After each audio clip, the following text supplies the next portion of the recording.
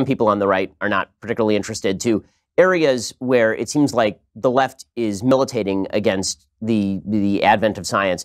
One of those areas is the area of transgenderism, where the argument made... Curiously, there's no I have no transgender letters. It's true. It was just nothing in the book. Yeah, I know. Yeah, we've strayed now far from the topic of your book, but since I have you here and you're a science person who knows science, I'm going to ask you to science for me a little bit. Sure. But when it comes to transgenderism, the argument that is typically made by gender theorists is that gender is entirely separate from sex.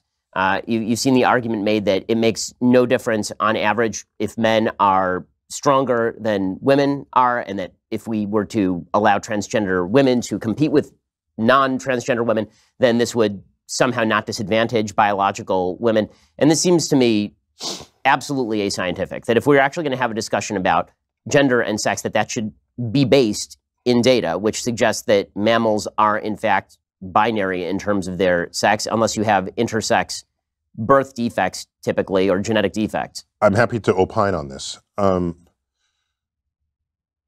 This only matters because today we segregate nearly all sports by gender. Otherwise, why do you even give a shit what someone identifies with? We live in a free country, and with consenting adults and people free expression of who and what they are. Man, on adult level, I agree with you. I think it does matter what you teach your children. That's what I'm saying. And so there's the matrix of what you are biologically, how you express yourself, who you choose as a sexual partner. If we actually live in a free country, as we tell ourselves, people's freedom to behave in any of those ways should not concern you at all. Nor are they requiring that you behave that way. Okay? Well, this is for their own freedoms, because we live in a free country. Now, what is unresolved here is, what do you do with sports? It's unresolved.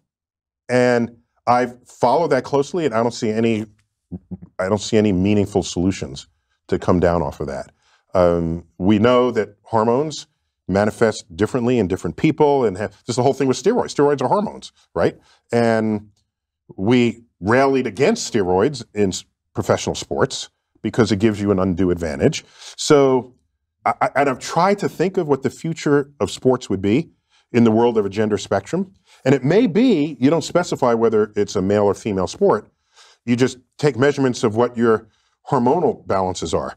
And so you compete based on your hormones. I mean, this is thought I had. I don't know. I don't know where it's going to land. The WNBA won't be in business for very long if that's the case. It would just be you'd have to find some way to compete people against each other if you still care that sports is an interesting activity. I guess the area where it does come up in a non-sports area. Yeah, tell me, I don't know. So it would be, you talk in your book about the education of children and teaching children about science. And right now, children are being taught about the quote-unquote gender spectrum, which is not scientifically based. That is a theory-based idea. No, wait, hold on. People express themselves on a spectrum. So you learn that. That's a social point, not a scientific point. Meaning we express ourselves hold on. Based in different languages. Is that something you teach in science class, or is that something that you teach when you're teaching language? So whether the fact that people want to express themselves on a spectrum, on a gender spectrum, whether that fact is something you want to put in a sociology class or in a science class, maybe that remains to be determined. But it is a real fact about real society. Well, of course, nobody's denying that people identify how they want to identify. So the question is, what is the relationship of that to biology? Meaning that the argument is made that trans women are women, for example. And what that seems to mean is that trans women are identical to women. Now, if people want to say trans women are not biological women, obviously that is the case. But people don't seem to want to say that. Although that is obviously scientifically true. Trans women are not biological women. Biological women are biological women. But where are you going with this? What are you trying to accomplish by asking yourself, is it science or is it not science? It's people in society. But this is a perfect example of an area where suddenly it doesn't matter to say things that are just true. Like why is it bad or wrong to point out? I have another way to approach this. I care what is objectively true in the world as a scientist. But let me not say even as a scientist. I just simply care what is objectively true. And science happens to be a pretty potent path to invoke, to find out what is true. And so if people express themselves on a gender spectrum, and that is an actual thing in an actual society, if we have not fully explained that scientifically, that's an interesting frontier to study.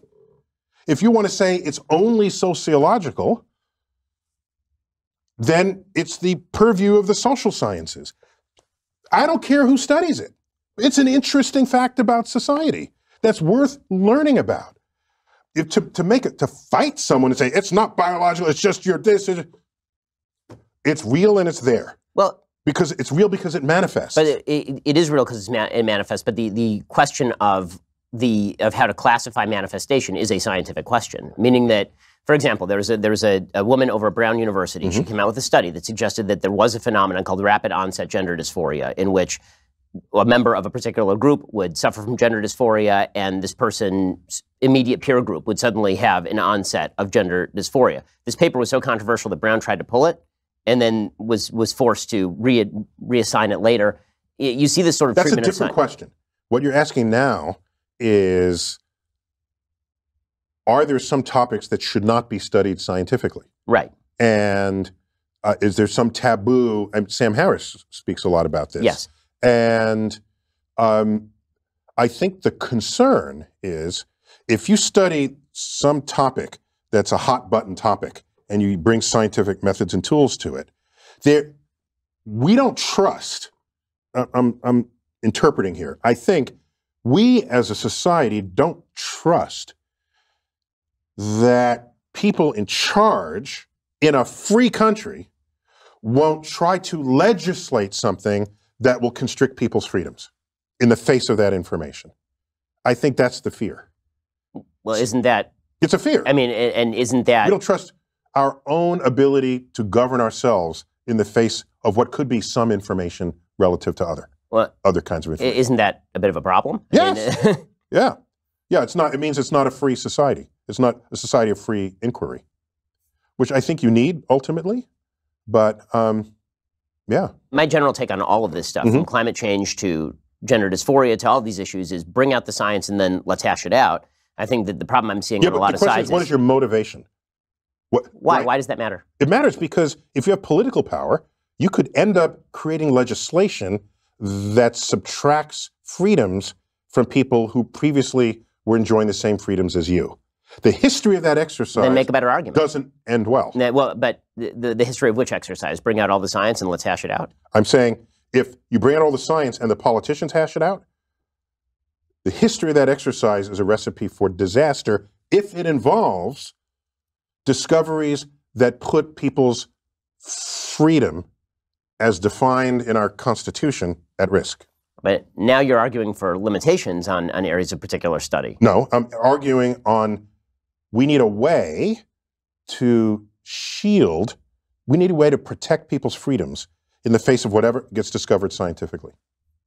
So I'll give you. I agree. I think that's what the Constitution is for, is to guard rights from. But we're always fighting people who want rights are always fighting others who are saying they don't get the rights from the Constitution. This is a daily challenge on the progressive left. It is a daily challenge, right? Here's an example. I forgot how I ended up getting this phone call. It was some magazine that serves the gay community. And I don't remember why, because they wanted my opinion on, they wanted my opinion about whether being gay was biological or mental. Right, there's that new study that came out, this vast study. Or psychological. Right, okay? Right. And I said, I don't care which it is. Find out what it is, fine. But the answer to that question should have no consequence on legislations or laws. Because, for example, suppose it said it's purely biological, okay? Then you say, oh, that explains it. Suppose it says it's purely psychological. What are you going to do now? You say, well, now you're going to go to the reorientation camps or whatever those are called, where they realign you because they say it's psychological rather than biological. All of a sudden, people start behaving in ways in society that want to constrict the freedom of expression of who and what people are. And that is a danger. So maybe there needs to be a line in the sand. Let science do what it does, but politicians keep us free. Yet there's so many politicians that are doing the opposite of that. So why aren't you a libertarian? I mean, like, I'm a libertarian. Come over here. Just okay. The line is right here. Just join me over here. Here I go. Come in. I've read a lot about libertarianism. There's some fascinating strong points within it, but I would say that I have too much of me wants to help others to possibly cross over the line to libertarians. Libertarians, I got mine, you get yours, that's your problem. You know, I'm paraphrasing, of course. But my father was active in the civil rights movement. My mother went back to school when we were empty nest, and she became a gerontologist. These are two fields that are deeply concerned with the health and well-being of fellow members of our society. I grew up in that. I'm their kid, the astrophysicist. So I grew up in that, but my feet were grounded. And in fact, how do you like this pivot? You ready? In fact, I wrote a letter to my parents for their 30th wedding anniversary where I thanked them for keeping me grounded. And I reproduced that letter. Oh yeah, no, it's beautiful. It's the book really is fantastic. Yeah. I'm not just saying that; it really is a beautiful book. So if you read that, you will know I could never be full up libertarian. See, okay, so just because my fans will murder me if I don't just point out, libertarians don't actually just want people to starve in the streets. Okay. Really? We are big believers. Well, you do want to feed people. Yes, social fabric, very important. Taking care of people, giving charity, very, very important. Okay, right. So final scientific question for you. Obviously, we're doing hot buttons here, so we can get, we have to make sure that our click count is high, obviously. I mean, how else we're going to write a headline here and sell your book? So let's talk about abortion for a second. So when it comes to the scientific study of fetal development, there are people who are militating against, for example, the use of ultrasound techniques in pregnancy clinics. So Planned Parenthood famously objects to people using or government-funded 3D ultrasounds before an abortion. And their suggestion is that this is a violation of the freedom of women. Now, on an abortion level, what pro-lifers say is the science is fairly clear that the inception of life happens at conception, and then there's fetal development all the way continuously from point A basically to death. And so the attempts to draw particular lines, you can create fetal development until birth. Fetal development, and then you continue to develop as a human until you die. Right, but it's not fetal. Right, correct. Okay. Fair enough. So the question becomes on the abortion case: how much of that do you think is values driven, and how much of that that debate do you think is scientifically driven? So I think we would all welcome a world where abortions are not necessary. And so everyone's focusing on abortion and not focusing on contraception, for example. And that, to me, that's an imbalanced debate. I totally agree with this. And you also know there are people who are anti-abortion and anti-contraception. And I don't think the history of our understanding of what it is to be human can ever be reconciled with that fact, all right? Sex is fundamental to sexual reproducing animals. Sex predates humans by 500 million years. So it's to try to legislate people to not have sex may be simply unrealistic. So you want laws that reflect what is possible, rather than to force what may be impossible, culturally impossible. So if you want to have the abortion debate, I would ask how many people who are anti-abortion and are not simultaneously deeply religious, right? So if there's a strong religious component of those who want to ban abortion, that's an interesting fact about the demographics of what's going on out there. And so that's one interesting fact. If you're concerned about what is alive, or what constitutes a human life, because that really is the question. What constitutes a human life? Because obviously, if it's just what's alive, then save the flies, right? Yeah, or sperm is alive, right? It swims, right? It swims with a mission, right? So somebody has to say, okay, I care when it's a human life, all right?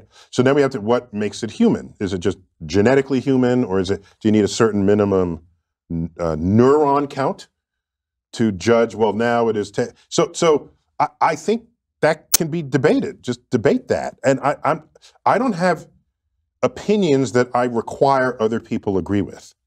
All right? If you look carefully at my Twitter stream, rarely is there an opinion. The last time I remember posting an opinion, it was the Enterprise or the Millennium Falcon, okay? And I pointed to a video where we tussled it out. What was the outcome of that video? Oh, definitely Enterprise. No question about it. But also, I said BB-8 is way cuter than R2-D2. That is an objective fact. I just want you to know. I agree. See? Okay. He's designed to be cute. He's designed to be cute. And R2-D2 was cute in 1975. You need a modern, updated version of what cute is. So is whether abortions are legal or not just a matter of majority vote in a society? Is it, these are questions that people are debating.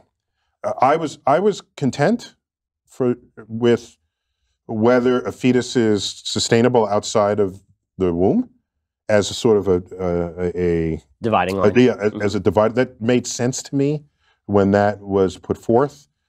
To say that it's a human when it's just a fertilized embryo, I think most people don't know, particularly if they're religious. Last I checked these numbers, most fertilized eggs in a woman are spontaneously aborted. The body rejects most of the times there is conception. And so what do you do about that? Or do you want to create an incubation chamber so that every spontaneously aborted fertilized egg gets put in there and grows to a human? Otherwise, you'll get arrested for murder. So by the way, this is science informing the debate. Right? So I don't know where this is going to land, and I don't have opinions that I require other people agree with. Okay, so I do have one final question for Neil deGrasse Tyson, and that is I'm going to ask him for his favorite science fiction movies and also the ones that are the worst when it comes to the science. But if you actually want to hear Neil deGrasse Tyson's answer, you have to be a Daily Wire subscriber so we can make money off of you. To subscribe, go to dailywire.com and click subscribe. Neil deGrasse Tyson, his book is Letters from an Astrophysicist. Go pick it up right now. It really is fantastic. Neil, thank you so much for your time. Thanks. Really appreciate it. I'm delighted. Thanks for having me.